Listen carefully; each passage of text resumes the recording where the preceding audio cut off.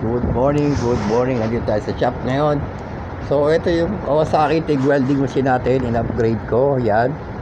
So, kasi naging isang issue na niya nung bandang huli, humihina yung high frequency na miski may contact, hindi na siya nag-spark. So, pinapalitan ko sa technician ng capacitor dyan sa loob sa may high frequency. Mamaya ipapakita ko sa inyo kung ano yung piyesang pinalit. So, ito na. Napalitan na, no? So, test natin. So, wala itong ground, wala ring argon. So, tignan natin. Ayan, okay. So, lumakas na siya. Hindi katulad dati. Ayan. So, maganda na yung performance niya. So, ito yung pinapalit ko sa technician ito. Capacitor yan. Yan. Nasa board yan ng high frequency, yung may nag-spark doon sa loob. Kami papakita natin. So, nabibili ito sa Shopee at saka sa Lazada. Ayan, yung capacitor na yan. Ayan, yung Kawasaki. So, ito yung capacitor. Ayan, sana makita niyo yung value.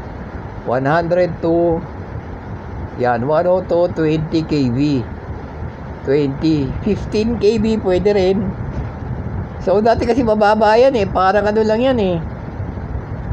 10 kV lang yata.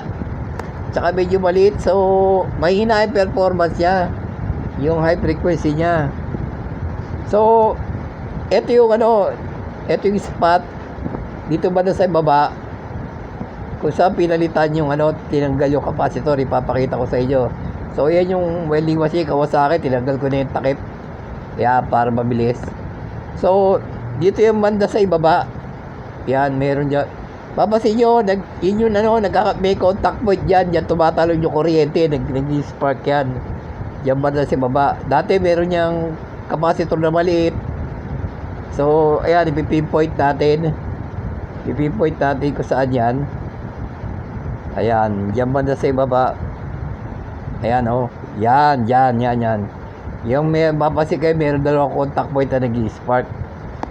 So, anong pinapalitan ko, maganda na yung performance niya.